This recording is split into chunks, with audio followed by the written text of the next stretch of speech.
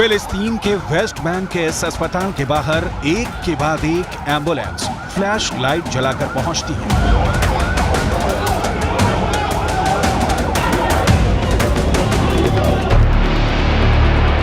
पहले का दरवाजा खुलता है तो एक लाश निकलती है।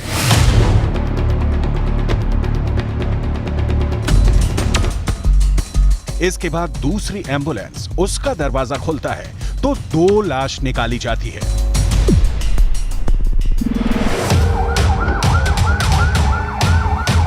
अस्पताल में तीसरी एम्बुलेंस आती है तो जैसे हाहाकार मच जाता है।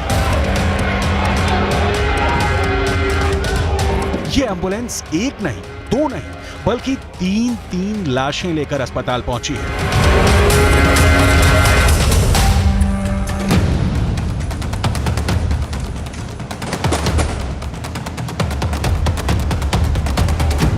ये है वेस्ट बैंक की गलियां।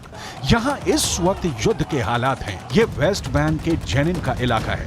यहां गाजा में हुए हमले के विरोध में लोग इजरायल के खिलाफ प्रदर्शन कर रहे थे, आगजनी कर रहे थे।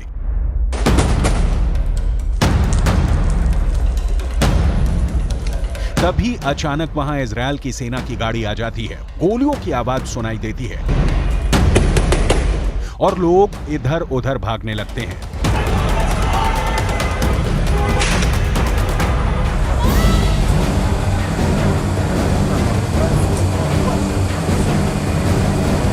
अब आपको एक और तस्वीर दिखाते हैं। ये वेस्ट बैंक के तुलकर्म में एक अस्पताल है। यहाँ इजरायल की आर्मी ने एक अस्पताल के एंट्री गेट पर आंसू गैस के गोले दागने शुरू कर दिए। कुछ ही पल में जैसे हाहाकार मचने लगा।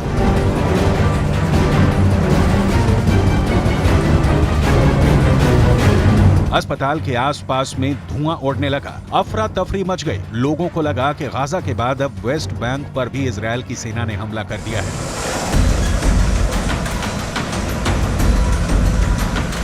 वेस्ट बैंक की ये एक और तस्वीर है। यहां इजरायली सेना की गाड़ी सड़कों पर तोड़फोड़ कर रही है।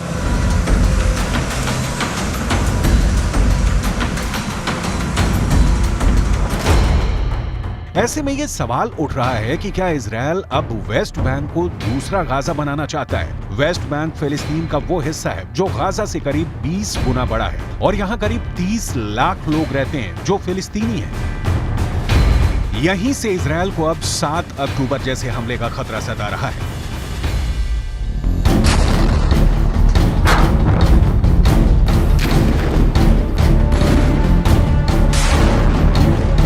गाजा के बाद अब इजरायल की सेना वेस्ट बैंक को टारगेट कर रही है।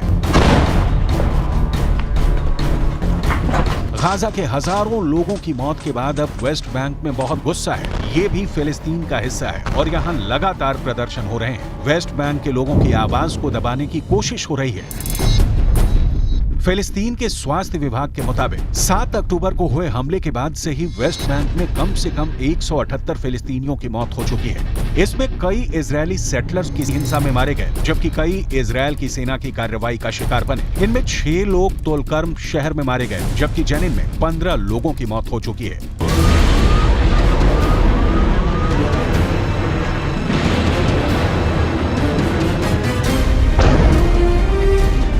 ये पूरी दुनिया जानती है कि वेस्ट बैंक कहने को तो फिलिस्तीन में है, लेकिन उसके बड़े हिस्से पर इजरायल की सेना का कब्जा है।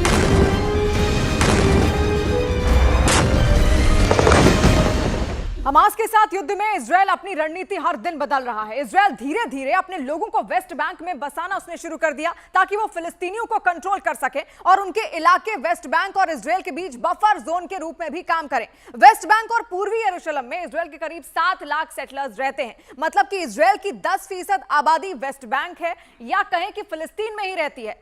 इजरायल ने इन्हें 1967 में हुए युद्ध के बाद से ही बसाना शुरू कर दिया था। इस वक्त आप जो 3 मैप स्क्रीन पर देख रहे हैं उसमें सबसे पहला मैप वो है जिस पर फिलिस्तीन की हुकूमत चलती है, यानी फिलिस्तीन का कंट्रोल आखिर कितना है ये उसको दर्शाता है। इस 18% हिस्से पर फिलिस्तीन के लोग रहते हैं और उन्हीं का कंट्रोल है। जबकि ये दूसरा मैप आप देखिए, इस पर 22% हिस्से का जिक्र किया गया है और ये 22% हिस्से पर फिलिस्तीन और इजरायल के लोगों का साझा कंट्रोल है। मतलब ये कि कहीं इजरायल के लोगों की हुकूमत है तो कहीं पर फिलिस्तीन के लोगों के पास अधिकार हैं और वो अपने अपने तरीके से सारी चीजों को मैनेज करते आते हैं। तीसरा मैप जो इस वक्त आप देख रहे हैं ये वेस्ट बैंक का इलाका है। सबसे बड़ा क्षेत्र 60% हिस्सा यहां पर इजरायल की सेना का दबदबा माना जाता है और हर चीज उनके कंट्रोल में है। फिलिस्तीनियों की हर मूवमेंट यहां पर इजरायल की इजाजत से ही होती है और हर जगह चेक पॉइंट्स बने हुए हैं और उन्हें कई इलाकों में दाखिल होने की भी इजाजत नहीं है। यानी वेस्ट बैंक का 60% इलाका पहले ही इजरायल के कब्जे में है।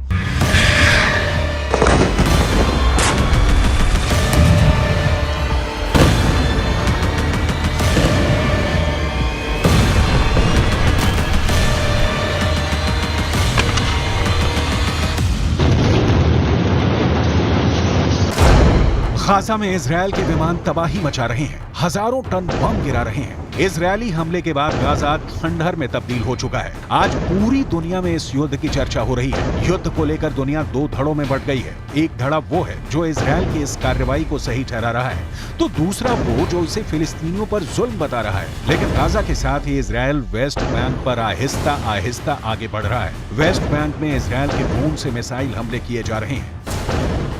वेस्ट बैंक के तुलकर्म शहर पर हमला इसी का हिस्सा है। फिलिस्तीन के लोगों का कहना है कि तुलकर्म में ही रेड के दौरान इजरायल की सेना ने 6 फिलिस्तीनियों की हत्या कर दी।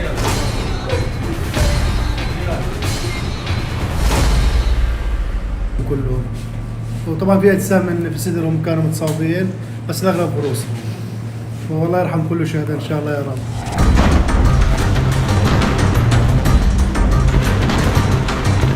ऐसे में ये बात जाहिर है कि गाजा के बाद इजरायल के निशाने पर अब वेस्ट बैंक है। फिलिस्तीन इस वक्त दो हिस्सों में बटा हुआ है। एक है गाजा जहां इजरायल का युद्ध चल रहा है, लगातार बमबारी हो रही है, तो एक इलाका पूर्व में है जिसे वेस्ट बैंक कहा जाता है। यहीं पर फिलिस्तीन के बड़े शहर जैसे हेब्रोन, रमल्ला, जेनिन और जरीको जैसे शहर हैं। इन शहरों पर कहने को फिलिस्तीन की सरकार की हुकूमत है, लेकिन असलियत ये है कि इजरायल इस पूरे इलाके को कंट्रोल करता है।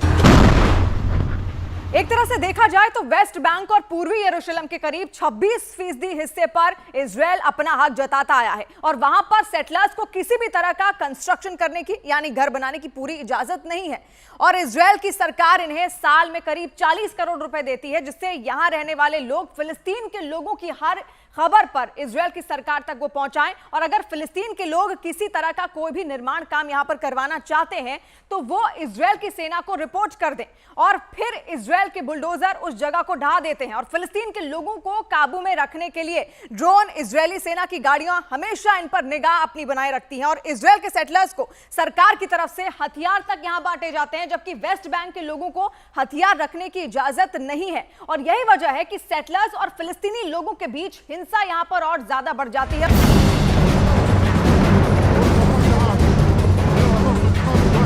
गाजा में 7 अक्टूबर को हमास के अटैक के बाद जैसे ही इजरायल की सेना ने गाजा में युद्ध शुरू किया, वेस्ट बैंक में भी फिलिस्तीनियों पर इजरायली सेटलर्स का हमला बढ़ गया है। 7 अक्टूबर से अब तक फिलिस्तीनियों पर करीब 250 हमले हो चुके हैं।